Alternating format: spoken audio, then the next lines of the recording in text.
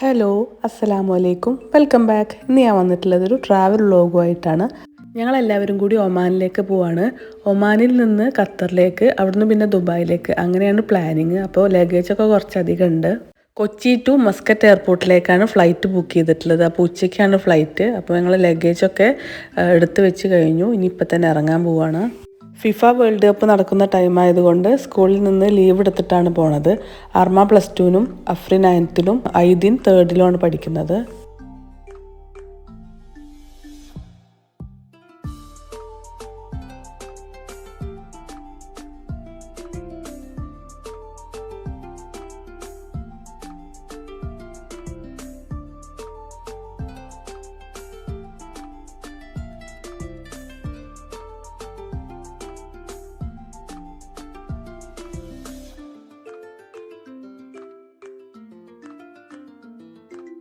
അങ്ങനെ നമ്മൾ നെടുമ്പാശ്ശേരി എയർപോർട്ട് എത്തിയിട്ടുണ്ട്. ട്രാഫിക്കും നല്ല മഴയും കാരണം വിചാരിച്ച ടൈമിൽ എത്താൻ പറ്റിയില്ല.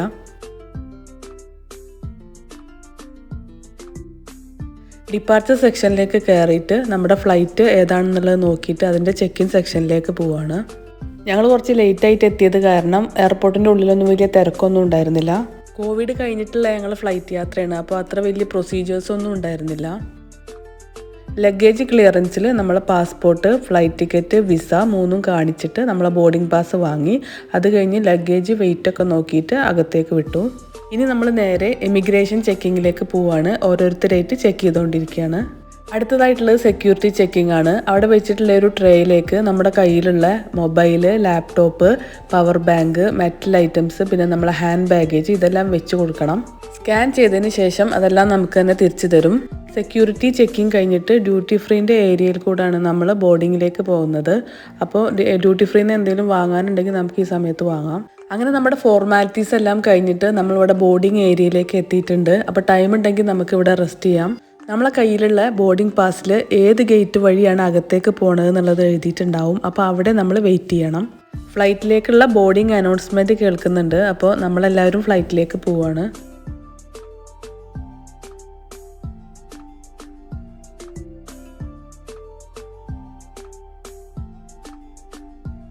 ഇനി നേരെ ജെറ്റ് ബ്രിഡ്ജിലൂടെ നടന്നിട്ട് നമ്മൾ ഫ്ലൈറ്റിൻ്റെ ഉള്ളിലേക്ക് കയറും. ഒമാൻ എയർവേയ്സാണ് ഞങ്ങൾ ബുക്ക് ചെയ്തിട്ടുണ്ടായിരുന്നത്.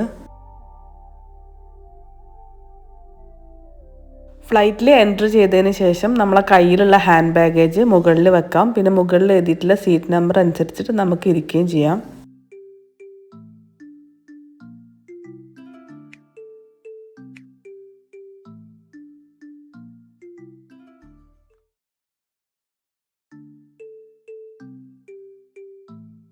ഞങ്ങളെല്ലാവരും സീറ്റിൽ ഇരുന്നിട്ടുണ്ട്. അപ്പോൾ ക്യാബിൻ ക്രൂ വന്നിട്ട് ഇതിൻ്റെ ഇൻസ്ട്രക്ഷൻസ് എല്ലാം പറഞ്ഞു തരികയാണ്.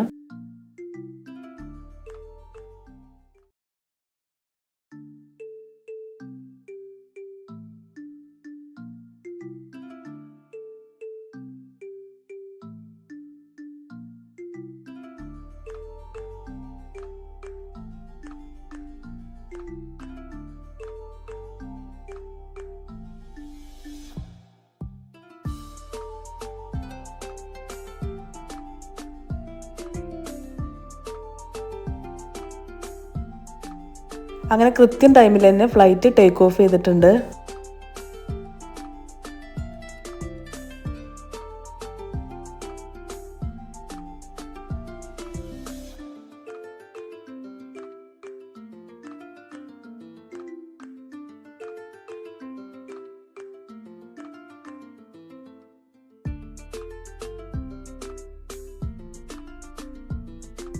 കുറച്ച് നേരം കഴിഞ്ഞപ്പോൾ ഫുഡ് കൊണ്ടു തന്നിട്ടുണ്ടായിരുന്നു. അപ്പോൾ നോൺ വെജ് വേണോ വെജ് വേണോ ചോദിച്ചപ്പോൾ നോൺ വെജ് മതി എന്ന് പറഞ്ഞു. അതിൽ chicken pulao, salad, bun, butter, വെള്ളം, പിന്നെ പുഡിങ് ഇതെല്ലാം ഉണ്ടായിരുന്നു. അപ്പോൾ അത്യാവശ്യം നല്ല ടേസ്റ്റുള്ള ഫുഡായിരുന്നു.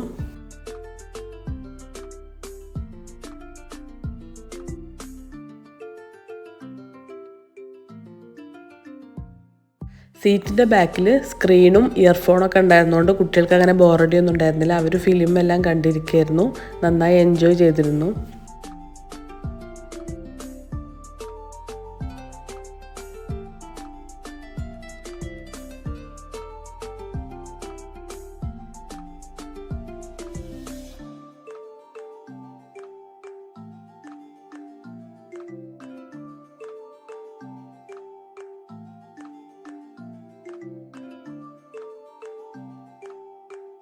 താഴേക്ക് നോക്കുമ്പോൾ മലനിരകൾക്കിടയിലൂടെ മസ്കറ്റ് നഗരം നമ്മൾക്ക് ദൃശ്യമായി കൊണ്ടിരിക്കുകയാണ്.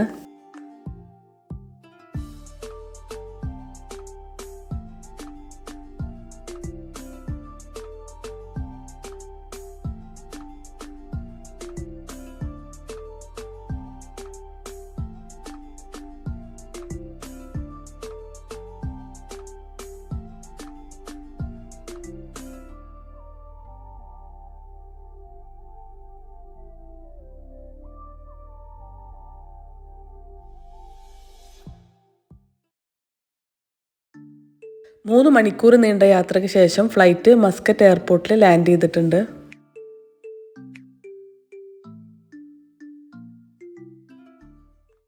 ഫ്ലൈറ്റിൽ നിന്ന് എല്ലാവരുടെയും ലഗേജ് ഒരു വണ്ടിയിലേക്ക് എടുക്കുന്നതാണ് നമ്മളിപ്പോൾ കണ്ടുകൊണ്ടിരിക്കുന്നത്.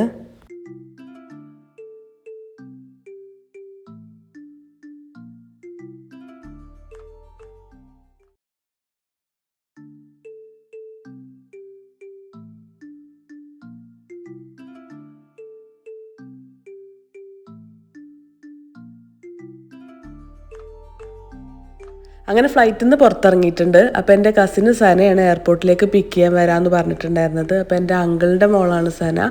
അപ്പോൾ അങ്കിള്, ആൻറ്റി, സന അവരുടെ ഫാമിലിയൊക്കെ മസ്കറ്റിൽ തന്നെയാണ് താമസിക്കുന്നത്.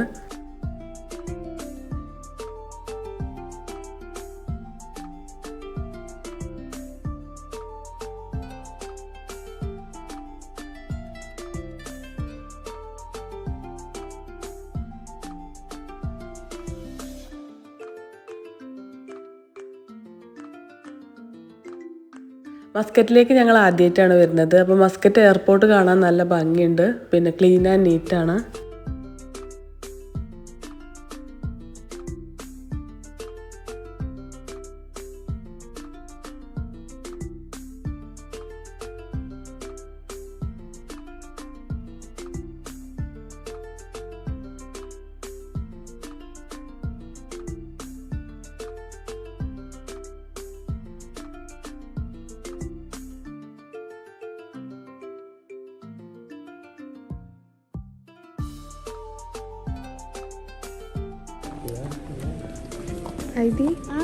നേരത്തെ എന്തേ പറഞ്ഞേ?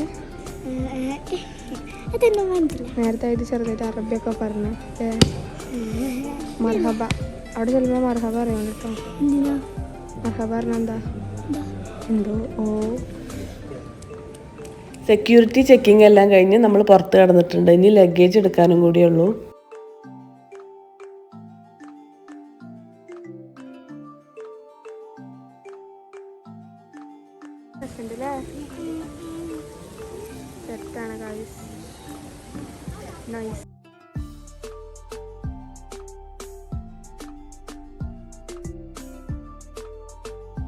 അങ്ങനെ നമ്മൾ ലഗേജ് എല്ലാം കയ്യിൽ കിട്ടിയിട്ടുണ്ട്. എയർപോർട്ടിൽ എത്തിയ ഉടനെ തന്നെ വൈഫൈ കണക്ട് ചെയ്തിട്ട് സനനെ വിളിച്ചിട്ടുണ്ടായിരുന്നു. അപ്പം നമ്മൾ ഏകദേശം ക്ലിയറൻസ് ഒക്കെ കഴിഞ്ഞ് പുറത്തിറങ്ങുമ്പോൾ അവളവിടെ എത്തിയിട്ടുണ്ടാവും.